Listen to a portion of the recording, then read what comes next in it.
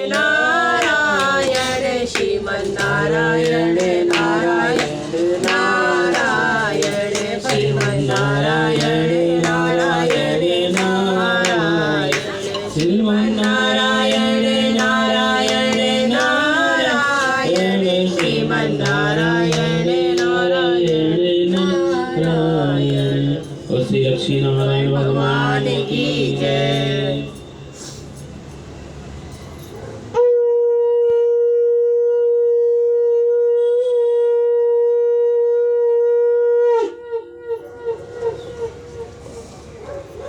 श्री लक्ष्मी नारायण भगवान की जय।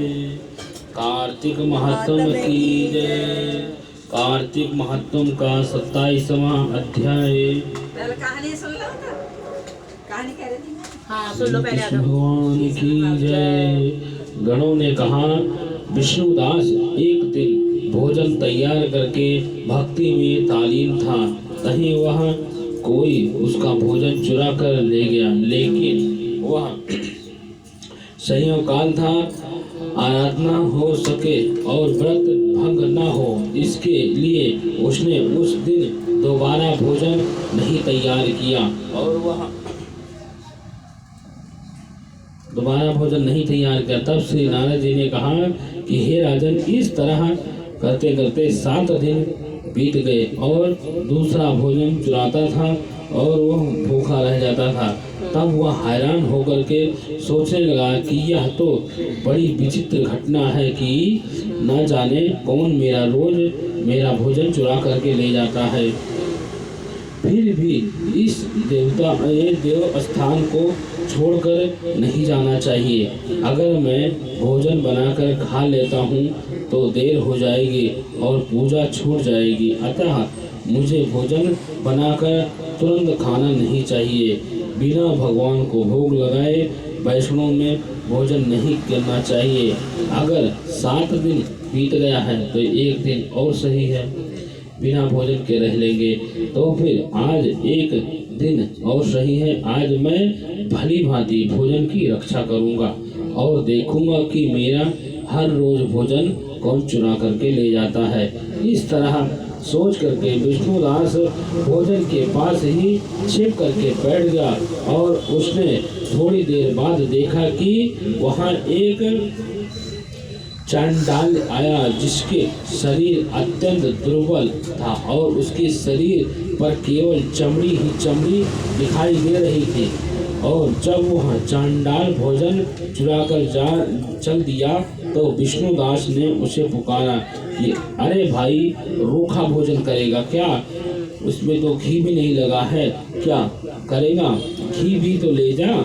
ऐसा कहा करके वह श्रेष्ठ ब्राह्मण आगे को बढ़ा तो विष्णुदास को अपनी ओर आता देख करके वह चांडाल तेजी से दौड़ने लगा।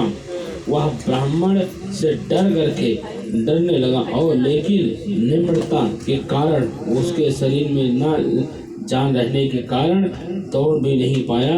वह अतः ही वह भूमि पर गिर पड़ा और मूर्छित हो गया। तब वह चांडाल को मूर्छित देख करके विष्णुदास लपक करके उसके पास पहुँचे और अपने वस्त्र से उसको हवा करने लगे। और उसके बाद उसने जो कुछ हुआ उसे देख करके आप आश्चर्य हो जाएंगे। उसने देखा कि उसके सम्मुख शंख चक्र गदा पद्मधारी पीताम्बरी धारी चतुर्भुजा रूपी असली के पुष्पों की सम्मान वाले छाती के कौशुक माला में सुशोभित साक्षात श्री भगवान विष्णु खड़े हैं। और भगवान का दर्शन करके सपस्त प्राप्त हो गए, मुक्ति प्राप्त हो गए। और ब्राह्मण वही सब इंद्र आदि देवताओं भी उपस्थित हो गए, गंधर्व उपस्थित हो गए और अप्सराएं भी गीत गाने लगी तथा नृत्य करने लगे। ब्राह्मण उन्हीं को प्रणाम करने के लिए उतावला हुआ और त्यों ही वह संपूर्ण देव गंधर्व और अप्सराएं आ गई। नृत्य संगीत होने लगा। विष्णु भगवान ने अपने स्वरूप ब्राह्मण को पकड़कर और आलिंगन किया और दिव्य विमानों पर बैठा करके उसे बैकुंठ ले गए। दिव्य विमान में बैठ ब्राह्मण विष्णुदास के साथ जाते हुए चोल राजा ने भी देखा। उसने अपने गुरु आचार्य मदुल को कहा कि मैंने जो यज्ञ आदि दीप दान किए यह सब मेरा व्यर्थ हो गया। जितने हमने दक्षिणा सोना चांदी माणिक हमने ब्राह्मणों को वह सब दान किया, वह अप्सराएं हुए सब विष्णु भगवान को दर्शन नहीं करा सके।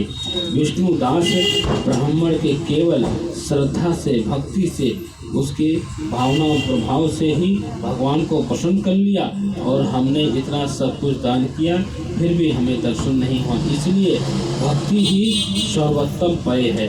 विष्णु भगवान के दर्शन के लिए राजकाज त्याग करके भक्ति करनी चाहिए।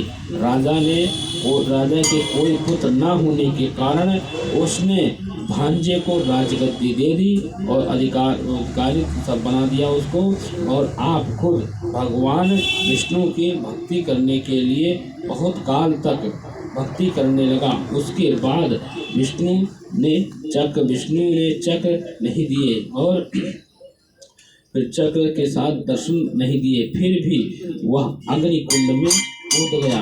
अग्नि में प्रकट होकर विष्णु भगवान ने राजा को गोद में उठा लिया और कहा कि मैं तेरे त्याग से अति प्रसन्न हूँ, मैं बहुत प्रसन्न हूँ। उसका आलिंगन किया और फिर उसको दिव्य विमान पर अपने साथ बैकुंठ को ले गए।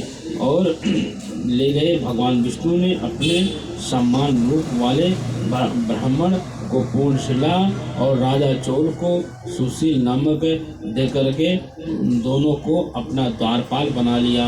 बोलो श्री कृष्ण भगवान की जय। श्रीमन्नारायण नारायण नारायण, श्रीमन्नारायण नारायण नारायण, श्रीमन्नारायण नारायण नारायण, श्रीमन्नारायण नारायण नारायण।